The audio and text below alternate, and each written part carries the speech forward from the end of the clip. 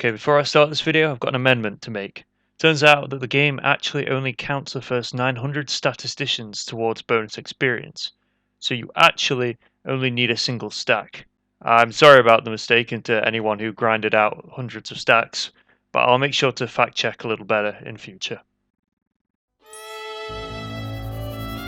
Okay, if you've watched the previous video, you should now have a bunch of statisticians. You're ready to start leveling. First, equip those statisticians onto the equipment of the character you want to level, which should be the Sage.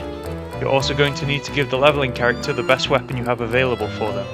It might also be useful to either level up that weapon, or give it some innocence to power up the stat that you're going to use to attack. You should do this before continuing, as you'll have to fight some enemies that may be stronger than you. Now first, let's go to the cheat shop and put all of your points into experience. You can increase the amount of points you gain by progressing through the post-game. As for squads, there are a few ways we can go with this. If you want to quickly level a bunch of characters at once, use the bootcamp squad. The same can be said of gaining mana at the channeling squad, but of course you're going to need to actually be gaining some mana at the cheat shop. There is also the Elite 4 squad. This will make it longer for you to level up your character, but increase their stat gain. This is recommended if you're going for the highest stats you can, although there's something to be said for simply getting your first level 9999 as fast as possible. You also want to be equipping the Raised Flag weapon as your character's sub-weapon. This weapon is weak, but it has a unique Innocent Secret Trainer, which increases gain stats when leveling by 10%. You can find the Raised Flag in an early game quest for discovering Netherworlds. You can also consider equipping some abilities which increase stat gain. But remember that abilities are also a massive source of extra stats and damage if you use the right ones. You're going to be repeating the process of leveling for more stats later on, so don't worry too much right now.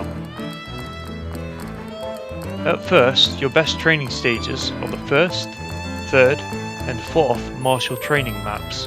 You are going to have to do a little bit of grinding here. These maps, however, are made for quick leveling and have bonus XP and mana geo effects. Remember that if you're starting from a low level, Martial Training 1 with 1 star at the cheat shop will set the levels of the enemies to 99. Disgaea has an odd feature where level 99 enemies will give the same amount of experience as roughly a level 320. So you can keep repeating this stage with this setting until you are a little over 320 yourself.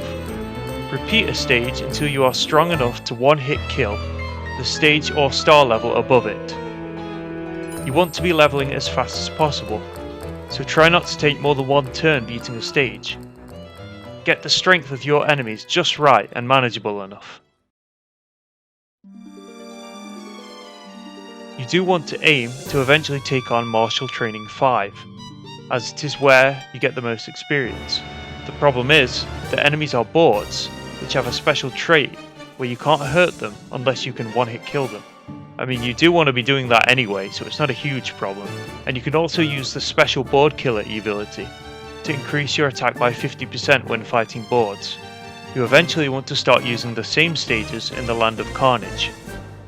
Don't worry if you can't beat Land of Carnage Martial Training 5 yet. The boards do have very high stats. This portion of the game is one of the more tedious portions, as you'll want to repeat this process by reincarnating at level 9999 and leveling up again in the Elite 4 squad. We're trying to gain as many stats as possible, so we're strong enough for the next part. Hopefully you've been leveling up your Sage. You're going to be aiming to get around 10 million in stats using reincarnation, but this can be done over a long period. So let's move on to something a little different. As I mentioned in my previous video, one benefit of the Sage is the ability to quickly clear the double fake stage in Land of Carnage, or double illusion as it's known there.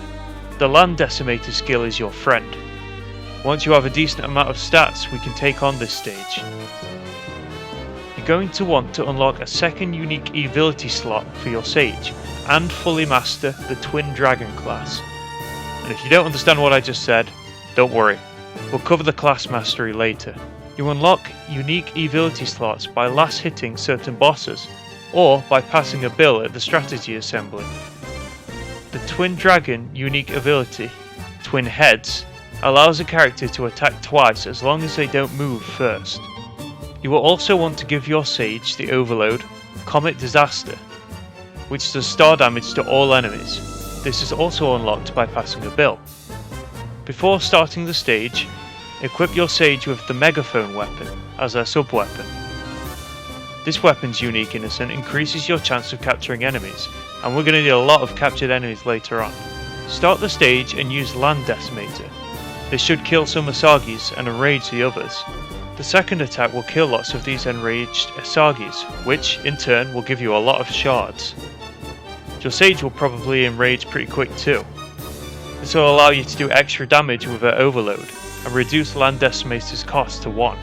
You might have to walk forward a bit to finish off the boss Asagi with a different spell if she's too tough, but Land Decimator should kill everyone else, earning you a ton of shards, prisoners and experience.